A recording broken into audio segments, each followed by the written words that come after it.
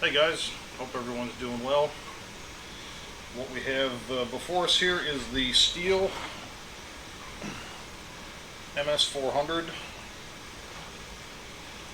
This saw is replacing my 290. Nothing wrong with my 290, but this is a little bit newer technology, cuts a little faster, and it's approximately the same weight as my old 290. And given the issues that I'm having with my shoulder, this having a decompression valve, it'll also help me start it a little bit easier. That being faster also means I'm not having to hold it up quite as long, because you just never know what my shoulder is going to be able to tolerate after I have surgery on it again. For those of you guys that haven't heard yet, I am going to have a third surgery on my left shoulder, so holding a saw is going to be a little bit more difficult. On the upside, it doesn't look like I'm going to need quite as extensive of a surgery as I have the last two times. What we're doing today is we're taking this 400 and we're going to put a full wrap kit on it. I'm a fan of the full wrap kits. I don't have to cut my stumps quite as low as, say, a guy doing stump grinding. So I don't mind the extra little bit of space that you have on the bar side here. So I've never installed one of these before. I actually got the parts kit number from Donnie Walker. I'm sure most of you guys are familiar with him, but in case you guys are wondering what the part number is, it is 1140-007-1012. And I will put a link to Donnie Walker's video in the description, as well as put the parts number and everything in the description as well. It does come with a decent set of instructions. No verbiage on it, but it does have some pretty detailed pictures.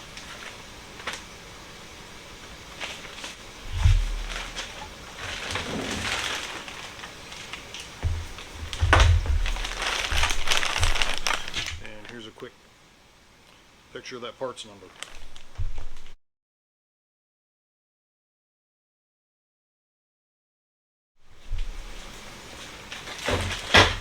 Now I'm trying something a little different. I'm going to do some close-up shots with my cell phone, and the main video is being run on the GoPro here.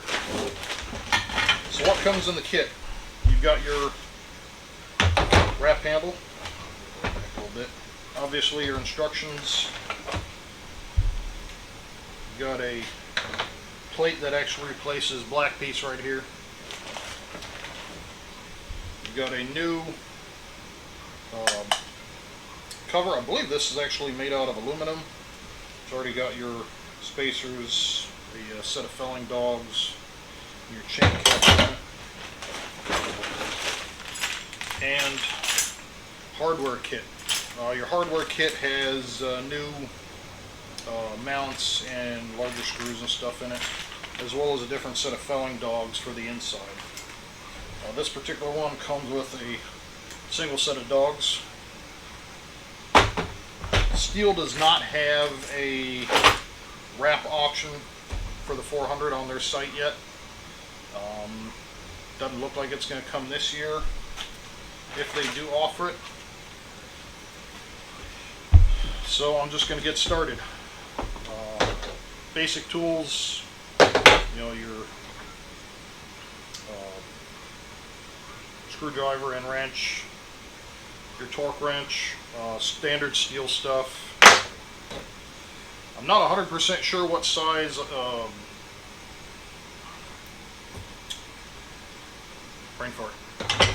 wrench I'm going to need yet. It's either 8mm or 5/16 to get this old dog off. I'm not 100% sure. I'll figure that out here in a minute. Well, let's set this aside and get this bar off real quick.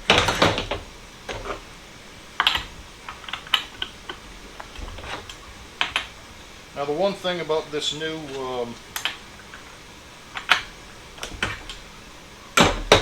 cover. It does not have the captured nuts in it, so you are going to lose that. The only saw I've ever had that has that, I think, is my 462. So for me, it's not that big a deal. Although it would be a nice feature. So if at some point Stihl decides to come up with a cover for that, I will be changing that out. I should probably turn this.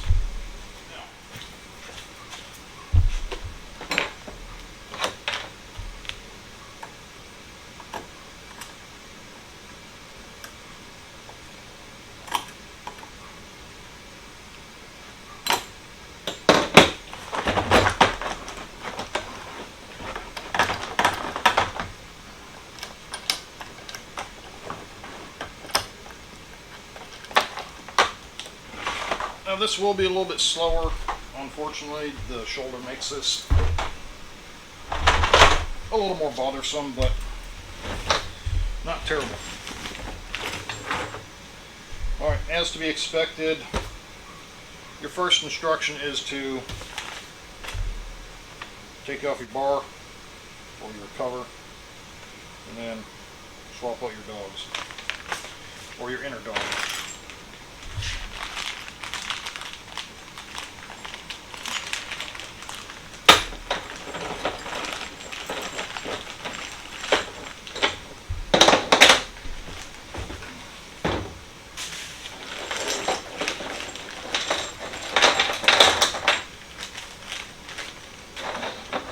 Does not look like this comes with spare hardware, so you might want to make sure you hang on to the stuff that you need to reuse.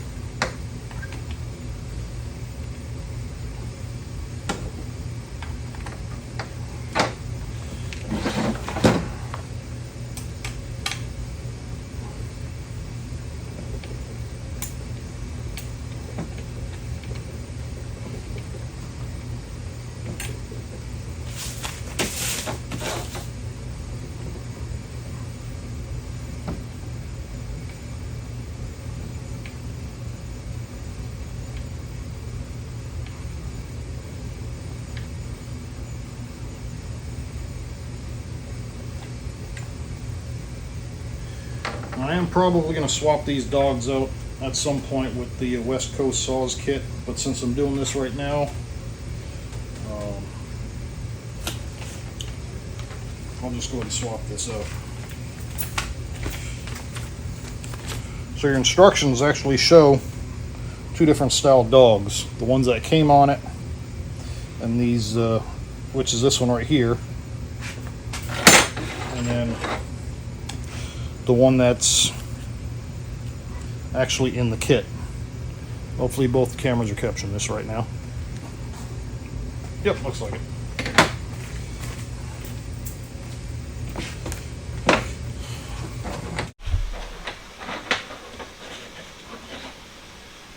I always thought Stihl's dog designs are a little bit funky, but original, replacement. So if anybody's ever looking for spare parts, just let me know. I don't have any additional use for them, so I don't use them beyond what I've got here today.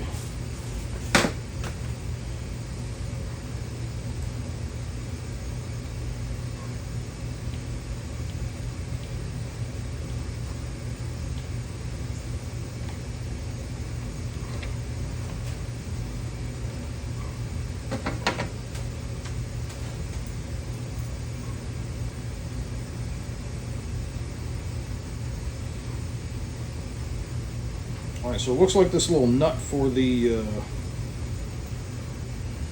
top nut for the dog is an 8mm. But when I tried the 5/16, that actually worked as well.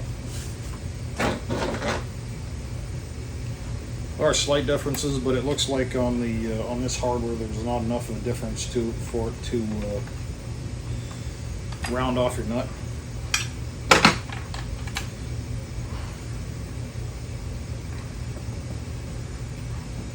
But still be careful when you're doing this stuff.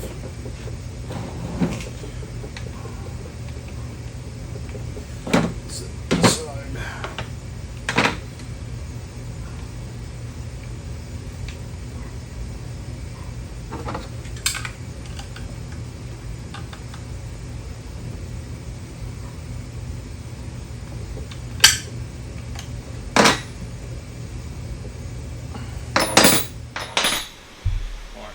This is aluminum housing, so just be careful when you're tightening these up. Make sure you're not cross-threading.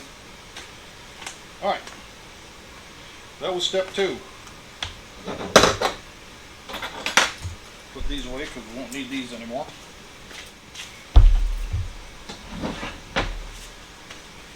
Like I said, good pictures. Step 3, remove the black housing here, which is this piece right here, and that gets replaced with that guy right there. So it actually shows you a pretty decent picture of what's going on there.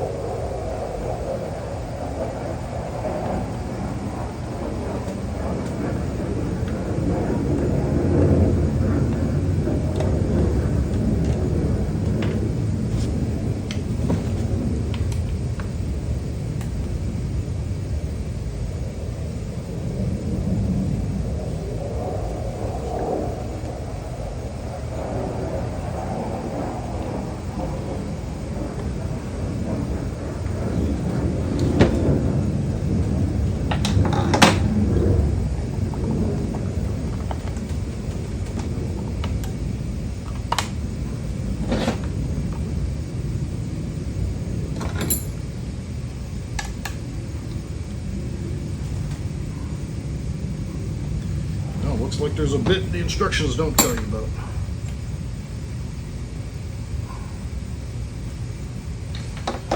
I'm no saw mechanic. Don't know what this piece is called. I know the 500s have had issues with those wearing through, but apparently you do have to remove that to take that plastic piece there off. And then you slap your new one on there. Well, not quite slap it, but fit it in there.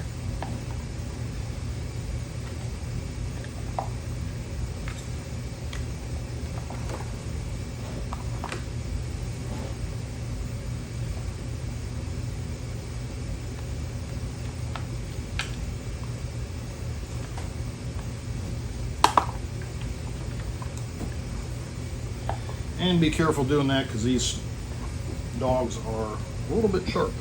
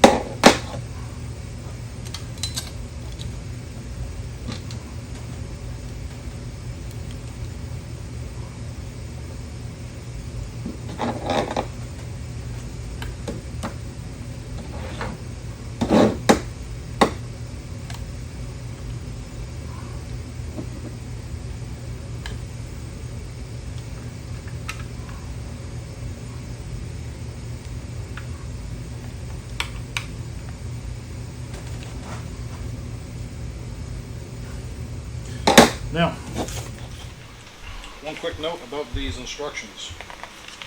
There are torque specs on page 12. I don't have a torque wrench that goes down from, say, 25 to 75 inch-pounds. So just be careful doing that. I'll take it back. I do have one, but it's not that precise, and it's for gunsmithing.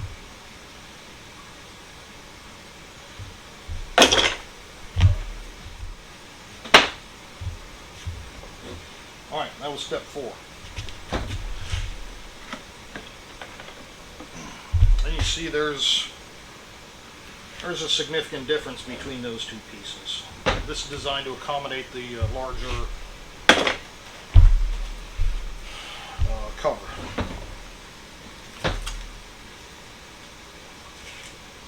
Alright, that was step 3 and 4.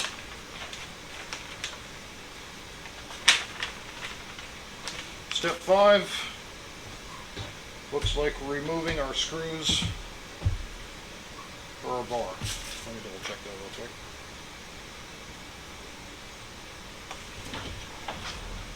And also removing our chain catch.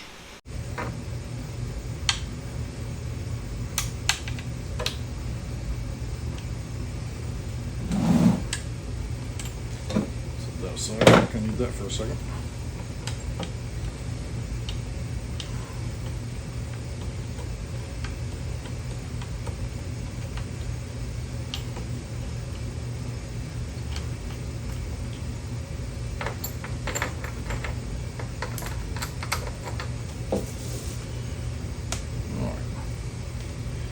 Two.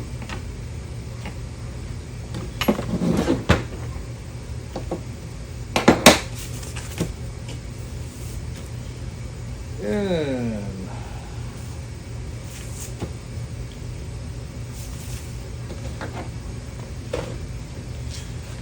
also have to remove your filter cover. One more.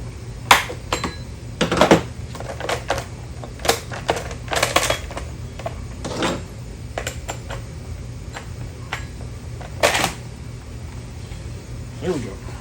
Set that aside.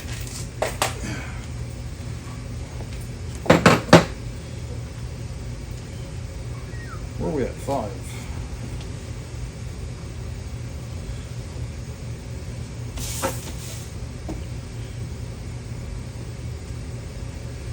Alright, so here, and there's one on the top side. Right under here for your vibration mount. That one is a little bit trickier to get to. You're going to actually have to press your housing back a little bit.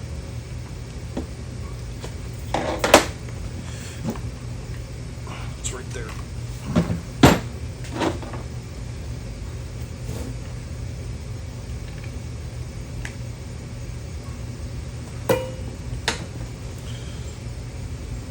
My recommendation would be to loosen that one up first. You still got points of contact here and points of contact on the other side. But somebody that's done a lot of these, or as an actual mechanic says different, I'd go with that.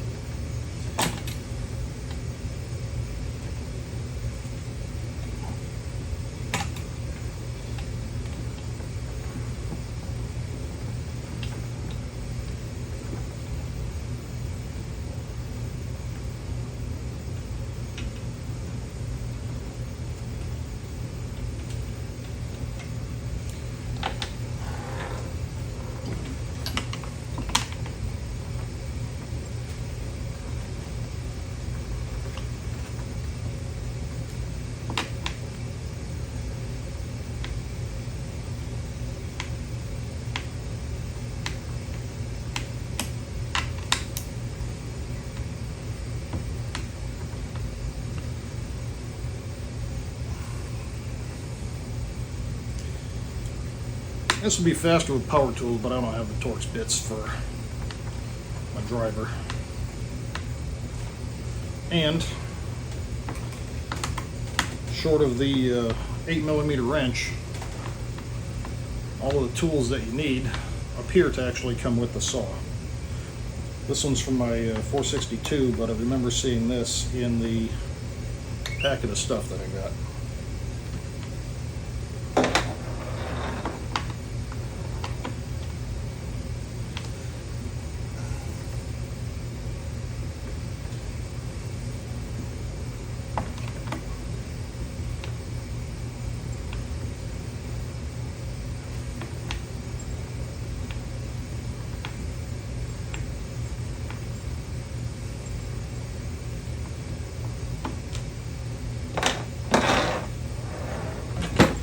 Alright, so these two screws, this top screw, and your chain catch, that's step number 5. Step number 6, your two bottom screws here.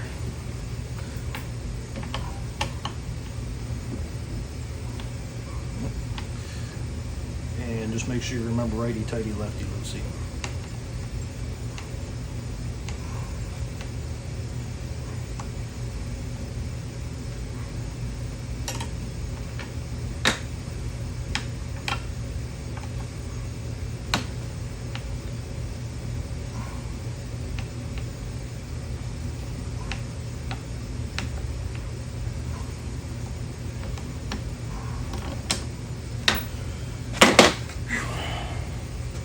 Alright, originally I was going to do this outside, but it was quite hot out. Alright, step number 6 complete. Bottom screws, step number 7. Stand this up. It looks like I might be pulling this forward.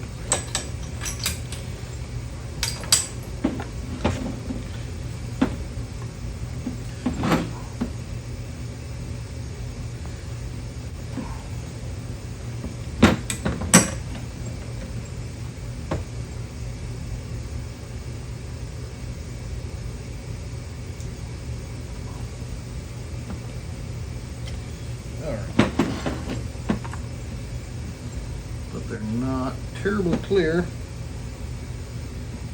on how I'm getting this out.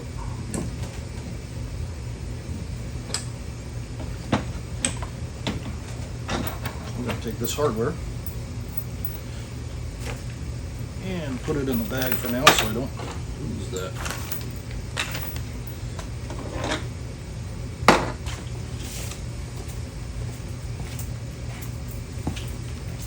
So, step number 7, looks like you're rocking that forward.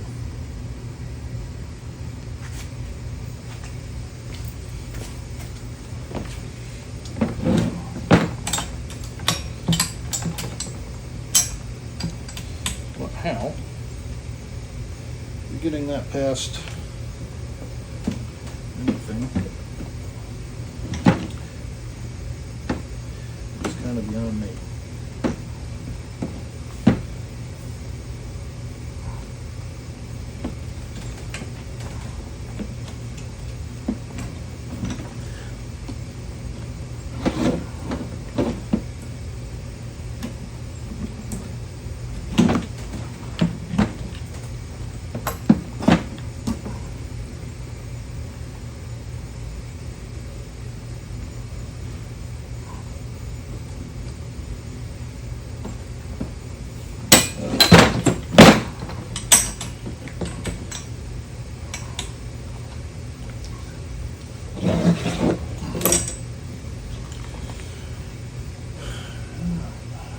Okay, I see part of the reason for this. All right, so your chain catch is actually part of the is actually the screw that holds part of your suspension in place.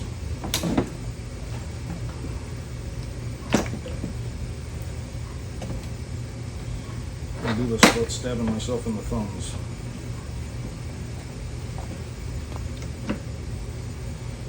That guy actually needs to get popped out.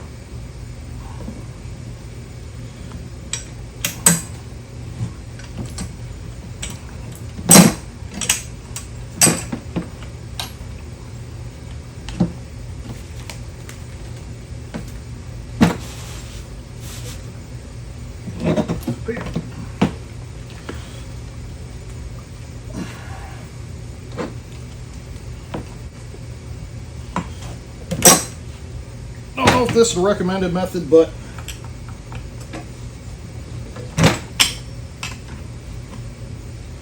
I'm going to see if I can pump this out like so.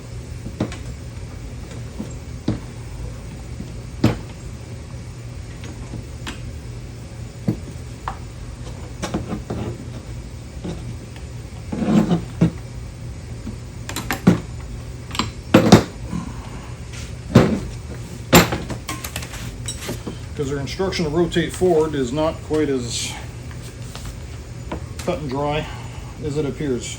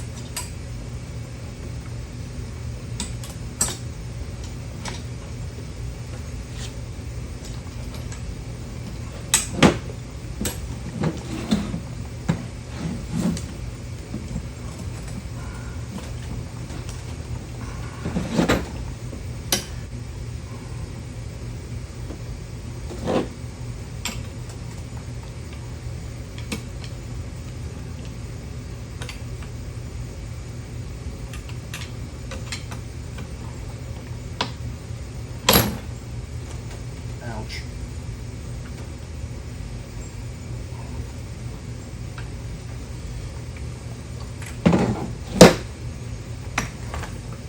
Alright.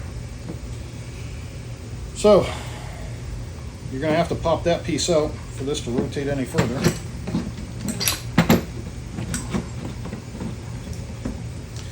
Or to get anything else off of that.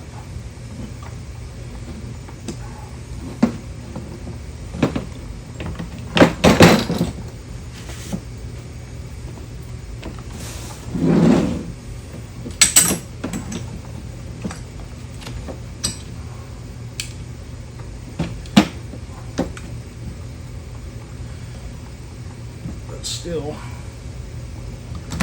there you go.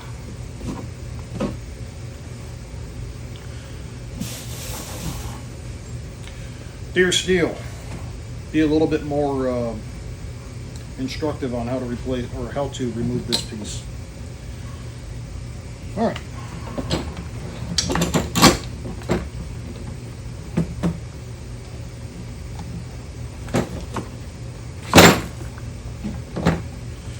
There we go. The handle is removed. And when you get that loose, just be careful. It's just some flimsy plastic holding the rest of this together. And some rubber mounts.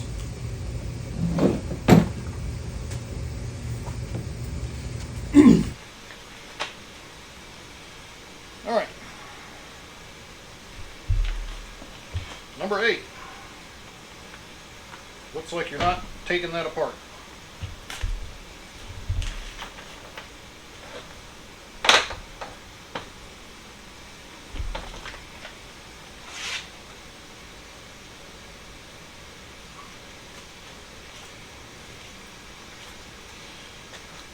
However, you are taking your spring and your other rubber bracket.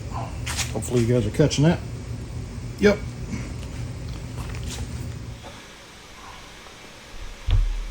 So this guy right here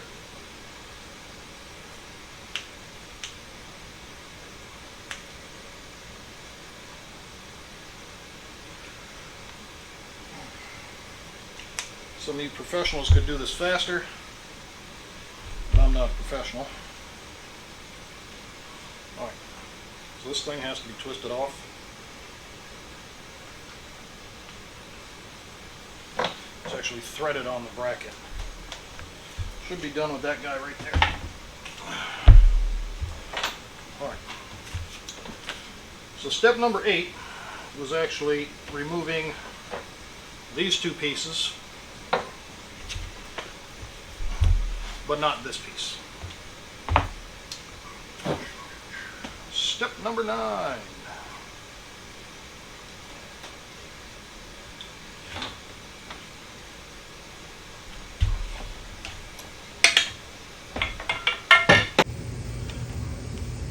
Looks like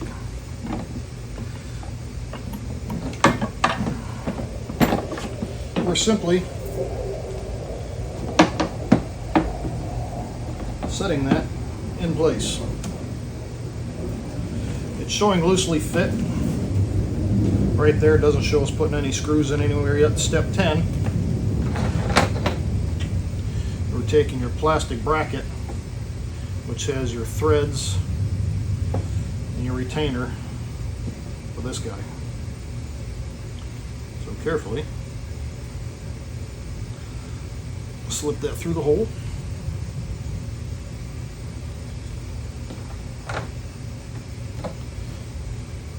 And threads are pretty basic. Thread it on there.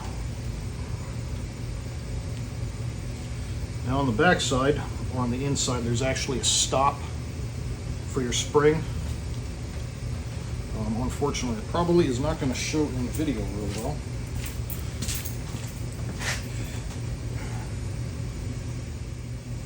Oop, yep, there it is. See if I can get my hand out of the way. You can see a tiny little gap right there.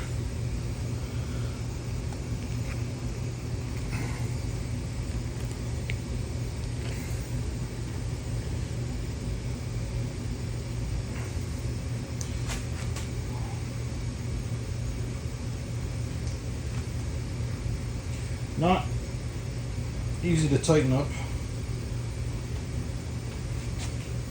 Let's try this again. Gotta put a little bit more on it. Sorry, working backwards here on orientation. Alright, there's still a little gap, but that's because of the way the spring is cut. The very inner piece is actually touching.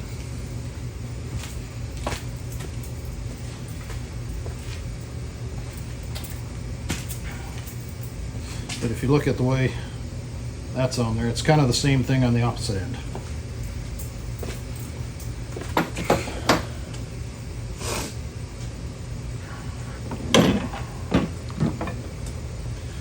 All right. Step 10.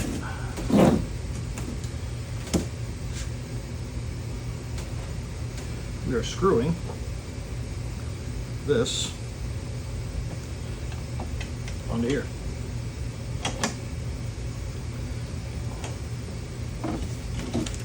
Let's see what step 11 is right before we go doing that.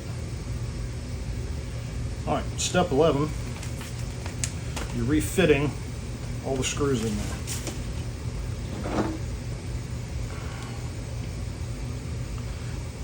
So this actually if this is sitting down, it actually goes up this way.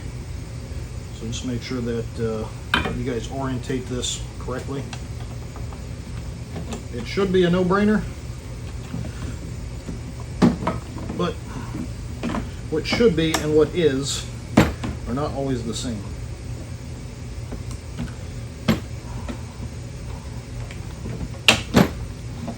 And as you see, that goes in a whole lot easier than it did coming out.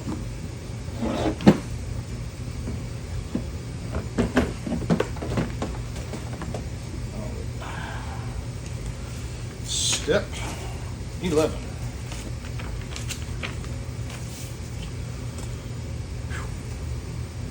All right, so step 11, you've got new screws. These are actually longer than the originals.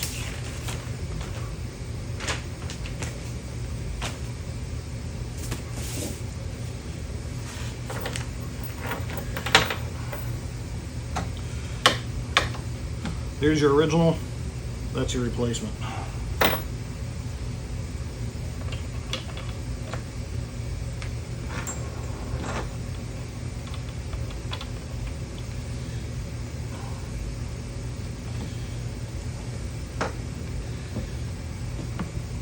Alright, what's the best way to do this? I don't know. Because we're working against gravity here. But what I would recommend is take your time. The last thing you want to do is mess up your threads. Now where I'm at right here, I can see my hole.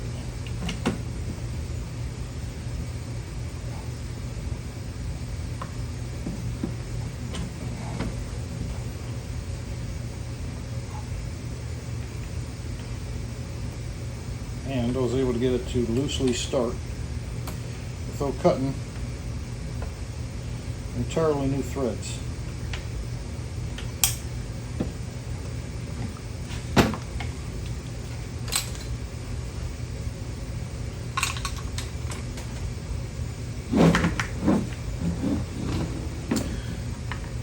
Is there a better way to do this? I'm sure there is. Do I know it? No, I don't. So I'm gonna turn it around and take another look at it.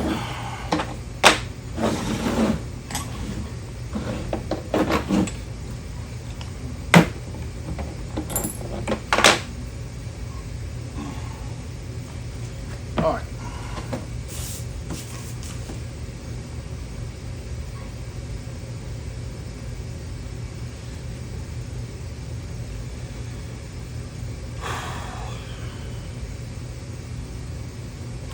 When in doubt, slow down and take a look at what you got. So, take a look at step 12. You're putting everything else in. Right here,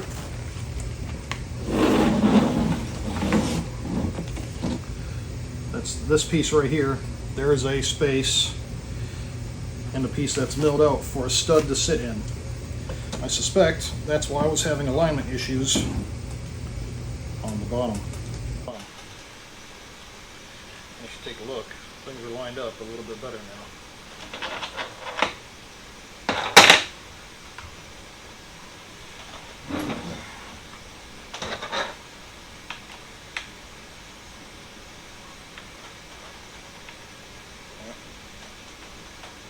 Screws fit in there a lot better.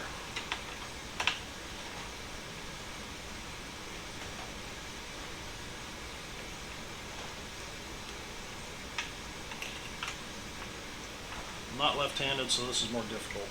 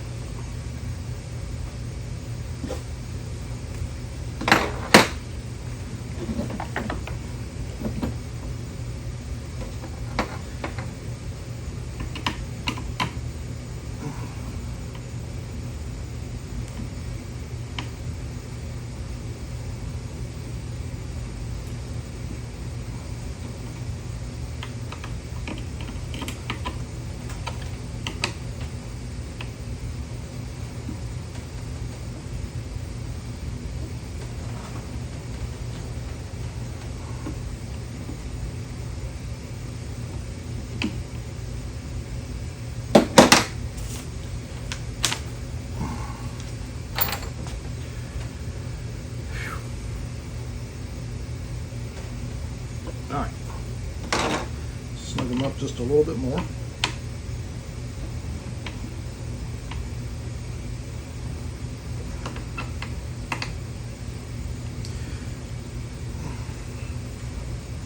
In terms of torque, these two screws have will look to be the second highest amount of torque.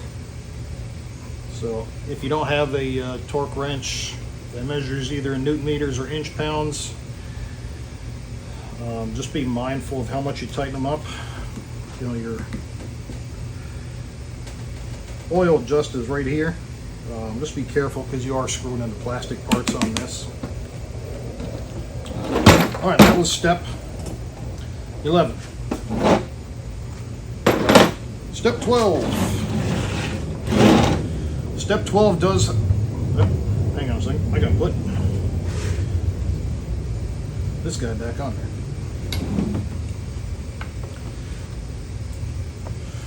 F.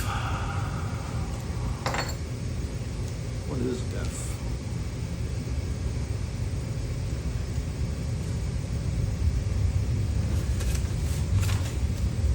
Let's go back and check our instructions because I'm not sure what F is.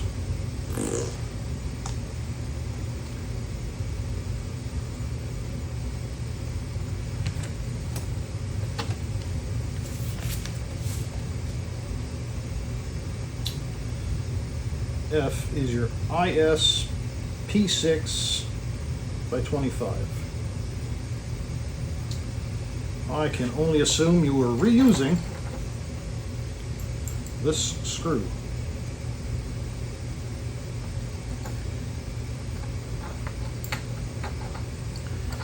But the instructions are not real clear because F looks like a regular bolt, which it's not.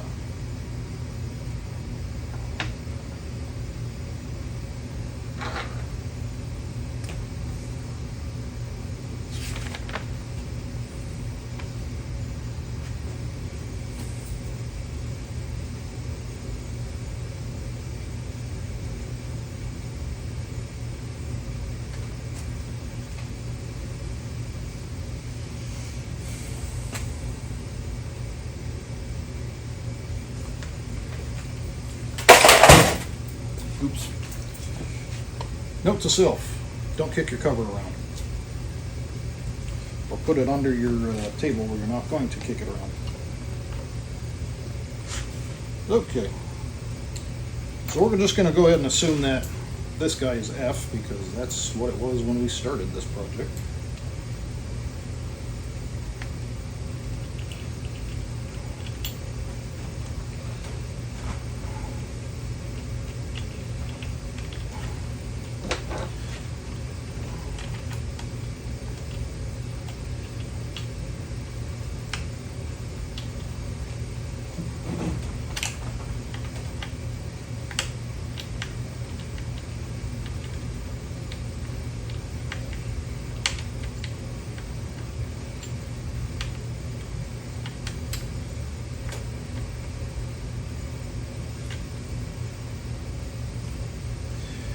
And there were also no other screws that kind of matched that.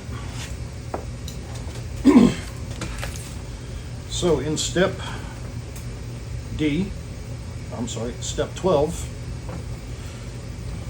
you've got two more long screws.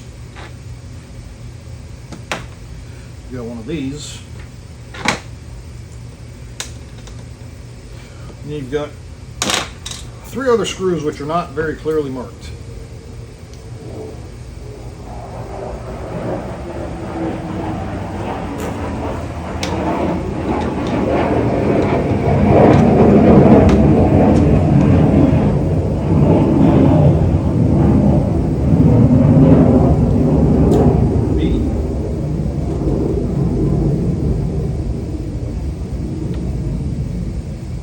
This is my annoyed face when what you have doesn't match what they send you.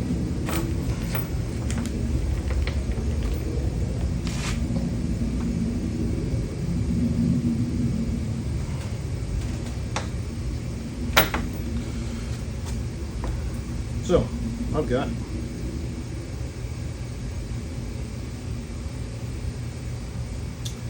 C,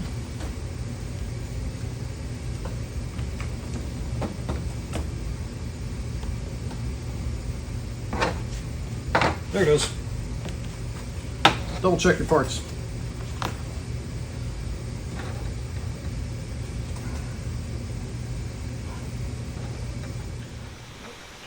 Now, I don't know what Stihl's thing is about Loctite, but sometimes they Loctite stuff and sometimes they don't.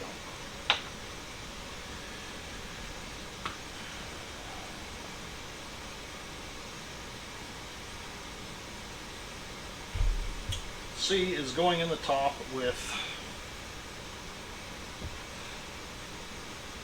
well, C and D.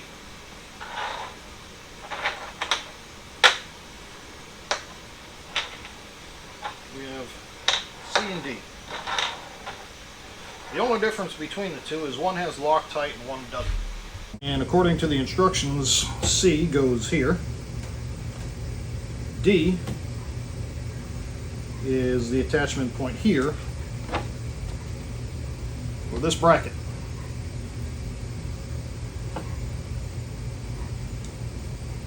Which goes like so.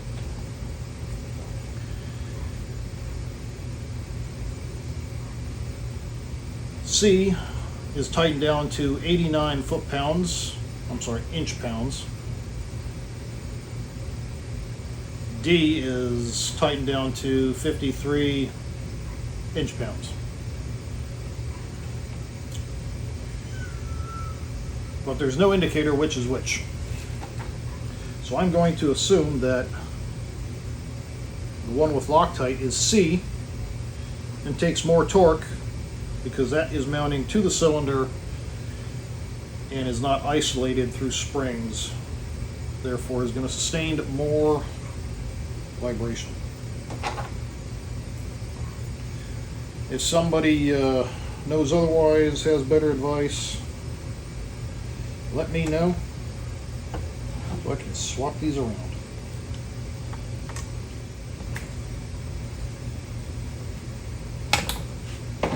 Alright. D.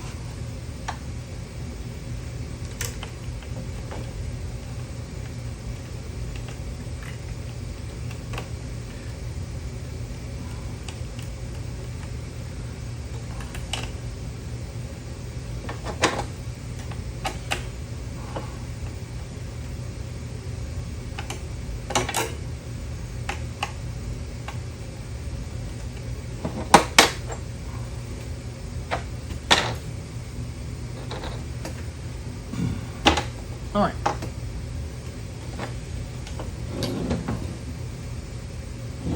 Where are we at?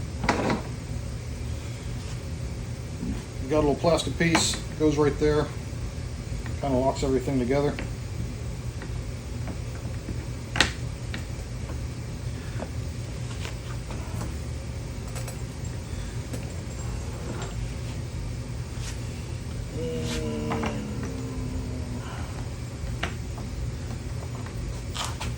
Sometimes stuff is a little bit tighter than it should be.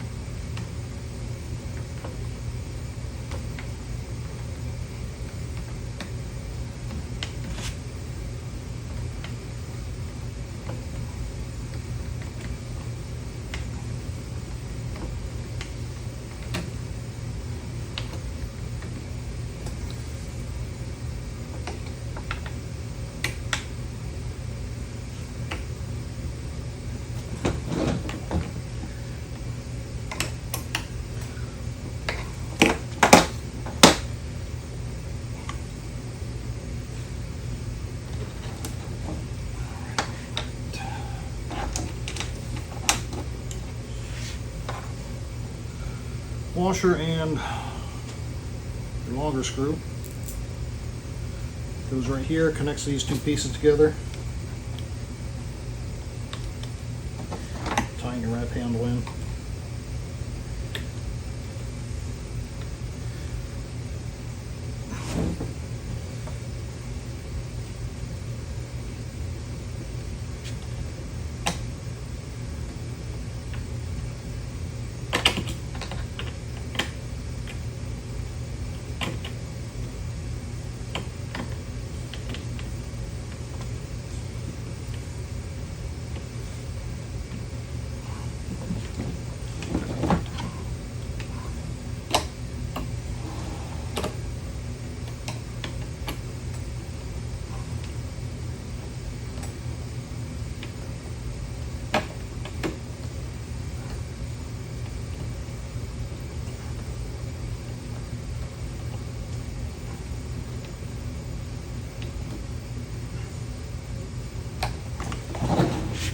Alright, I haven't snugged other things up yet. I've got two more pieces to put on, that one and the screw that retains it, and this covers up this area right here. I'm going to tighten this down now and then snug this up.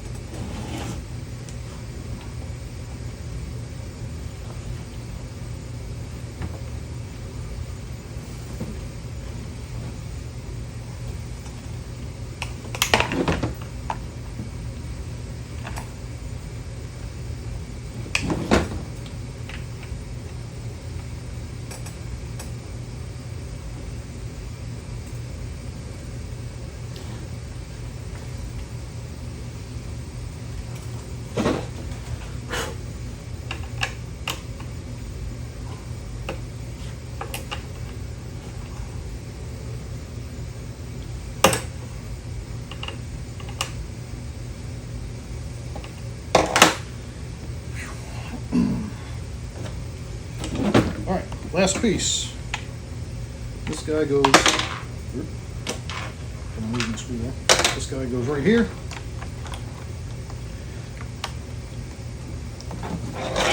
Snug this down a little bit more.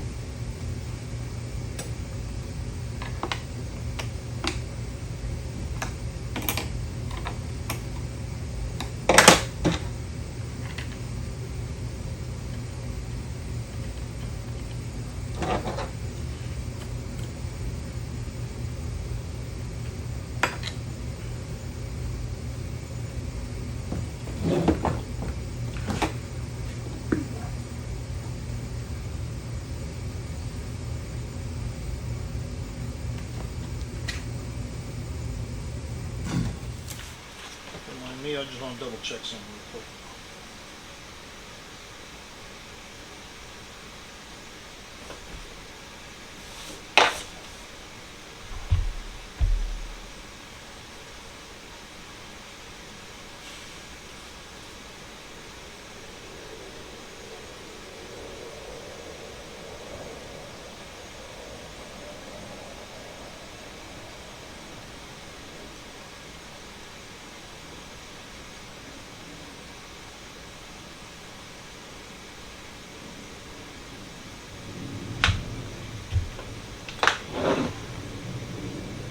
Alright.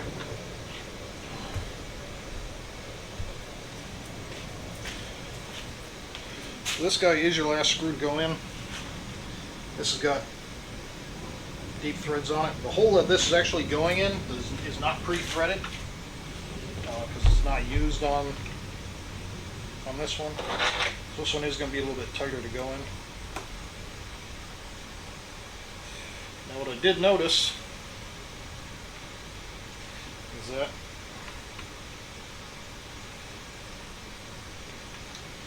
this kit is missing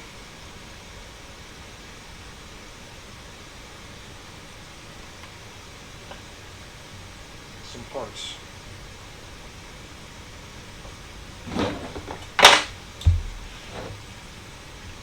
It does not have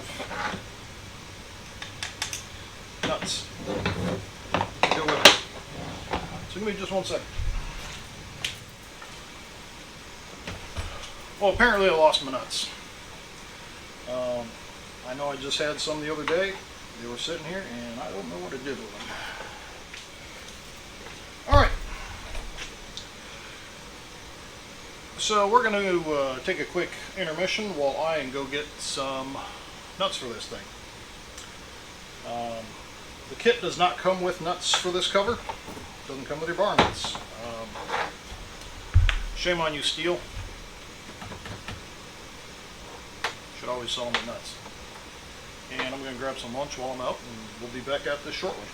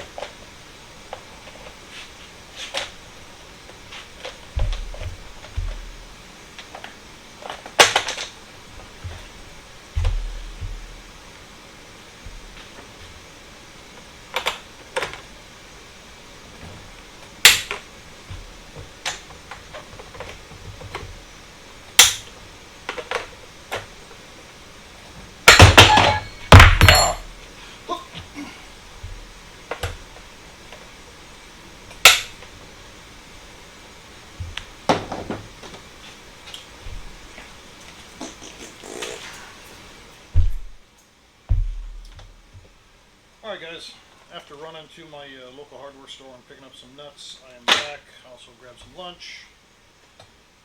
And I just wanted to talk about something real quick. I've talked about this before on my channel. As far as cleaning your bar and chain goes, I've actually got the 25-inch bar here and chain that came on my 462. I got a brand new 25-inch bar and chain with this 400, but because I've already got one that's used, I'm just going to throw this used one back on there. So if you look here, this side's nice and clean. This side's got a bunch of grime on it from where I've cut with it before. What I got sitting here is a product called Coil Safe. Use this in air conditioning for cleaning the coils. It's safe to use on the aluminum coils. Spray it on your indoor unit. It just, the condensation actually drains it. But what I found that this stuff works extremely well for is actually cleaning your bars. And it doesn't take a whole lot, and it cuts right through it.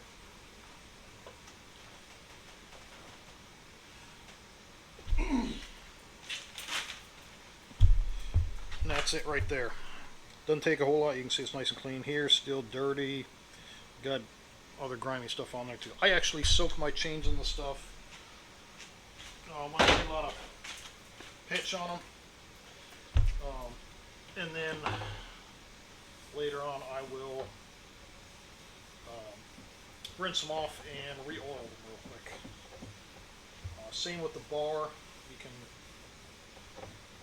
clean it however you want. As far as re-oiling the chain, I just use Stihl's spray lubricant cleaner for the trimmers. But again, Coil Safe works great.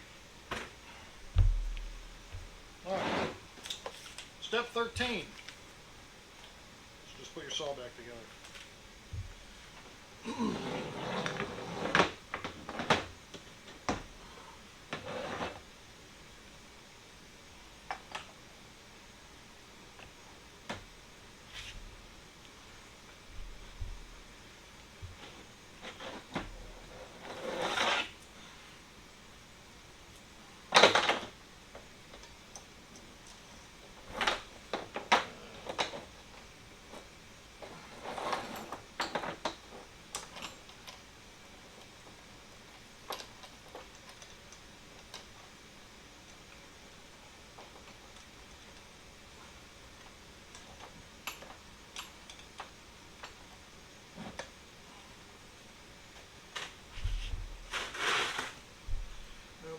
easier ways of doing this. I lack use of my arm for much of anything, so this is a little bit more difficult way of doing this. There we go. All right.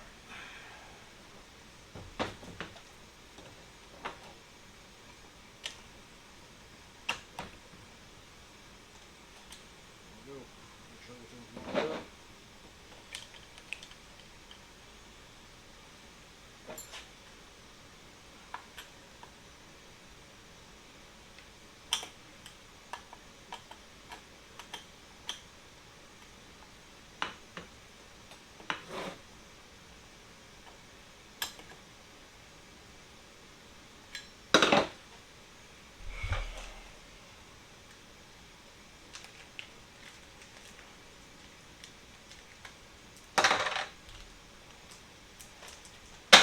Always helps to have extra nuts lying around.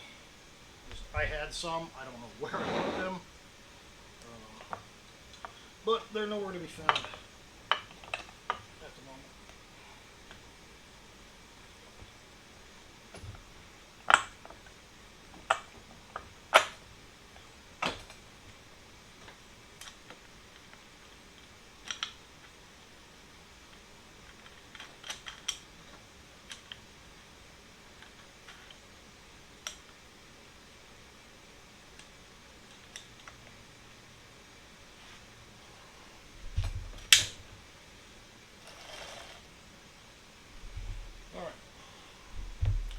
I'm sure most of you guys know to tension a saw. I'm not going to go through that.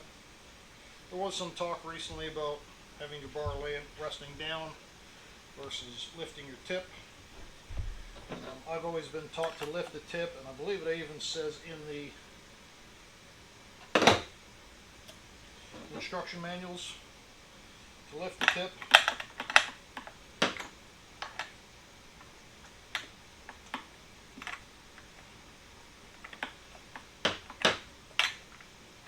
Because when you're running the saw, if your nuts vibrate loose, all your pressure is down here on the bottom. If these vibrate loose, your chain's not going to loosen up because it's already at its highest point up because of that pressure.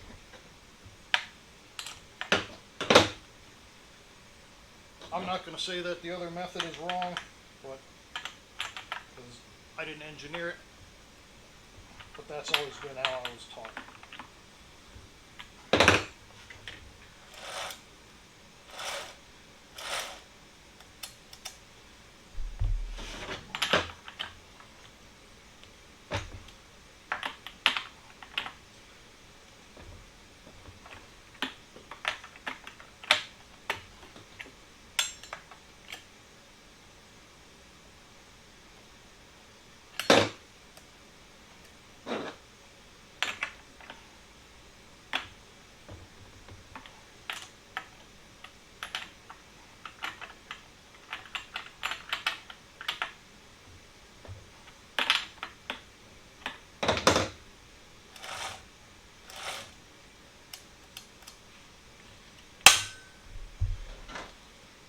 Alright, that's one completed assembly. We're going to go outside real quick and fire it up.